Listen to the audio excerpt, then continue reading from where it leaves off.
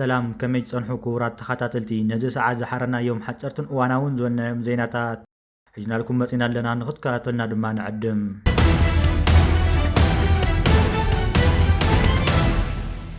بخالي زيننا دما إيرترا عسرت دبلوماسيات مينستر وصا ጉዳያት ኣብ ቀዳማይ ፍሉይ ኮርስ ንዲፕሎማስኛታት ሃገራት ሰሜን ምብራቅ ኣፍሪካ ክሳተፉ ኤርትራ ምስ ህንዲ ምስ ዘለዋ ጽቡቕ ዲፕሎማሲ ብመንገዲ ኤርትራ ዝርከብ ኤምባሲኣ ሚኒስተር ዲሊፕ ንዓሰርተ ኤርትራውያን ኣባላት ሚኒስተር ወፃ ጉዳያት ተረኪቡ ናብ ህንዲ ብምኻድ ቀዳማይ ፍሉይ ኮርስ ንዲፕሎማስኛታት ሃገራት ሰሜን ምብራቅ ኣፍሪካ ዝካየድ ኮርስ ብምትሕጋዝ ኣብ መጀመርታ ዘለነያ ወርሒ ነሓሰ ናብ ህንዲ ልኢኹ ነይሩ እቶም ዓሰርተ ኤርትራውያን ነቲ ፈለማ ኮርስ ጀሚሮም እቶም ኤርትራውያን ድማ እታ አምባሳደር ዝተረኸቡሉ ስነ ስርዓት ብ13 ነሓሰ መወዳእታ መዓልቲ ናይቲ ኮርስ ሰርተፊኬት ንፍሉይ ኮርስ ዲፕሎማስያት ሃገራት ሰሜንን ምብራቅን ኣፍሪካ ተቐቢሎም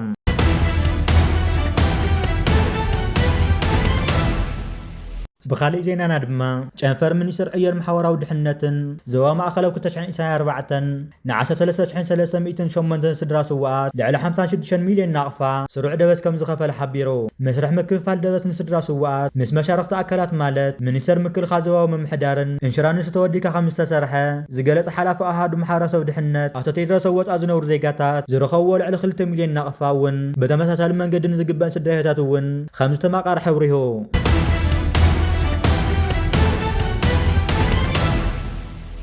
بخالي زيننا دما لما مونغو فانن سراويت ود بشاشان زنوره خوينات او دنبچا خلل امحارا زتمارخو مروخات سراويت ود بشاشا اتاز ملخا مويتو ممراخيو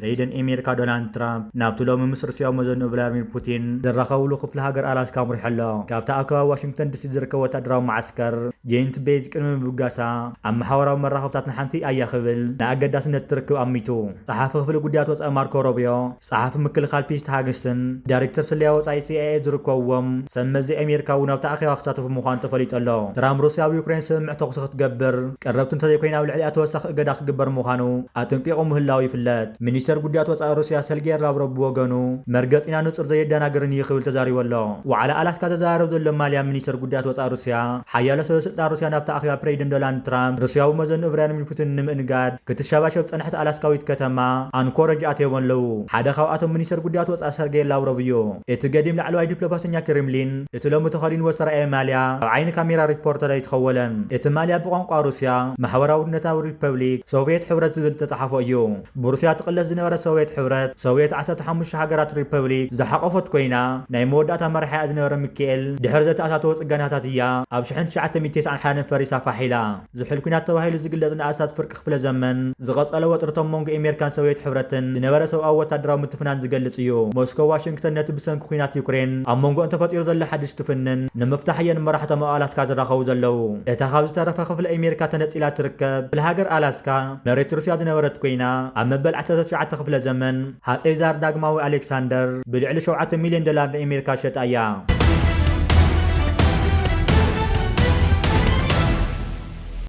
بخالي زيننا دما نمنجسي إرترا زملكت بمعراويان بوليتيكانياتاتن غازيطانياتن نبز خلت معلتات استفايلي حبريتات كزرغح نعزب لنا بتوسخ دما نز حبريتا بعصوات نخاودو مشيط ون بصفيح خزرغحو يرأي لو ات الزرغح زل حبريتا عزيزا دنقص نزغرمن كوينو او كتما غيندا اكلات صطاناي منجسي إرترا نصلاو مرح هيمانوت اسلمنا اب تحت قيد اتيوم زبليو بهيمانوت اسلمنا زمرحن زكايدن ابيات تمرت ملء بملء تعاصين اما حدارن ازوا غندا نزو خناتات سلستقومو دما ኣብ ትሕቲ ቀይዳት ይርከበለ ዝብል እዩ ትማልውን ቀንዲ መስመር ኣስመራ ባጽ ብህዝቢ ግን ዳዕብደና ጉላ ተዓጺ ዝብል ብስእልታት ተሰነየ ሓበሬታ ይወጽ ዘሎ ኣብ ማሕበራዊ መራኸብታት ኣብ ገጻት ትዊተርን ኣብ ቲክቶክን ቪድዮታት ክሰርሑ ዝረኣዩ ዘለው እዚ ከምዚ ዓይነት ነገራትን ኩነታትን ኣብ ኤርትራ ከጋጥም ከም ዘይኽእል ነውሶ ወከፍ ኤርትራዊ ዝፈልጦ ሓቅታት እዩ ከምዚ ዓይነት ሓተታት ግን እንትደጋገም ሓቂ ስለ ዝመስል ነዚ ጉዳይ ቀንዲ ዋናታት መን እዮም ዕላምኦም ከንታ እዩ እዚ ጉዳይ ናብ ማሕበራዊ መራኸብታት ዘሳሲዎ ዘለው ሰባት ከም በዓል መን እዮም ኣብዚ ትንታነ ክነቕርበልኩም ኢና ኣብ ዝሓለፈ ቅንያታ ኣብ ደገ ኤምባሲ ኤርትራ ብለንደን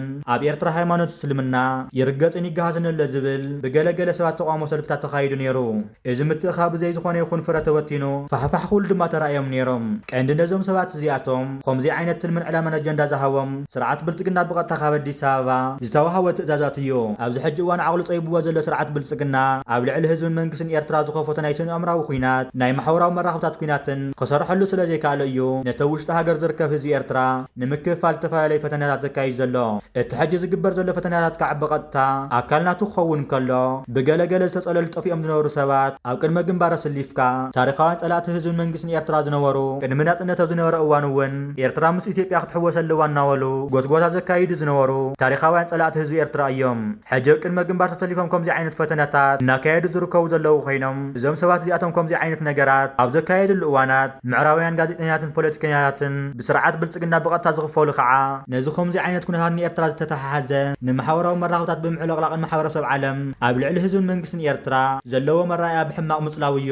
እዚ ፈተነታት ዝካየድ ዘሎ ከምዚ ዓይነት ፈተነታት ንዝሓለፈ 29 ዓመታት ኣብ ልዕሊ ህዝብን ሃገርን ተፈቲኑ ክሰምረሎም ግን ኣይከኣለን። ናይ ሚልዮናት ዶላራት ዝወፀ ወፃእታት ኣብ ባይታ ቅንጣብ ፍረ ክጸልዎ ኣይከኣለን። መረብ ስለያ ናይ ሃገራት ምዕራብ ናይ እስራኤልን ዓዲ እንግሊዝን ኣብዚ ጉዳይ ቀንዲ ተሳተፍቲ ብምዃን ኣብ ውሽጢ ሃገርና ዓብን ዕግርግር ንምፍጣር 4 ኢትዮጵያውያን 2 ናይ ሶማልያ 2 ከዓ ናይ ደቡብ ሱዳን ፓስፖርት ሒዞም ኣብ ማእኸል ኣስመራ ብኣካላት ጸጥታ ከም ተተሓዙ ይግለጽ ኣሎ። ምናልባት እዚ ሓበሬታ እዚ ክሳብ ሕጂ ብወግዓዊ ሓበሬታ ዘይተገለጸ ኮይኑ እንተኾነ ድማ ብዛዕባ እቲ ሓበሬታ እኹለ ፍልጠት ዘለዎም ሰባት ከም ዝገልጽዎ ዘለዉ ድማ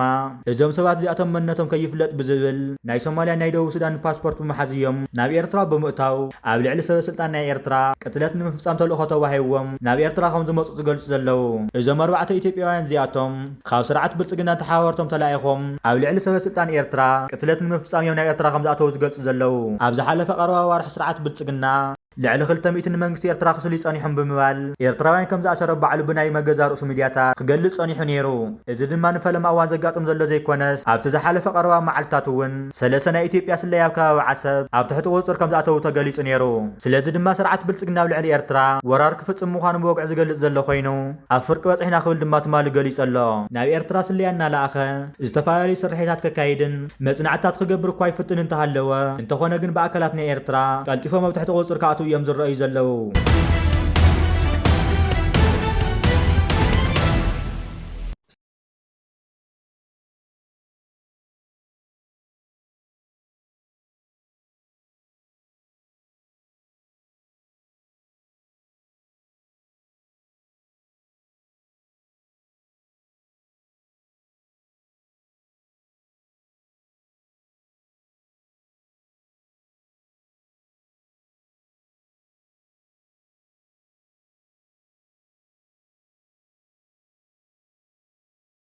ዝኸበርኩምን ዝኸበርክን ተኸታተልትና ነዚ ሰዓት ዝሓረናዮም ሓፀርትን እዋናውን ዝበልናዮም ዜናታት ነቶም ክትከታተልዎም ዝፀናሕኹም ይመስሉ ነይሮም። ኣብ ዝቐፅሉ ብካልኦት ሓበሬታታት ክሳብ ንራኸብ ሰላምና ትመነና በቢ ዘለኹም ሰላም ንዓኹም ይኹን። ሰላም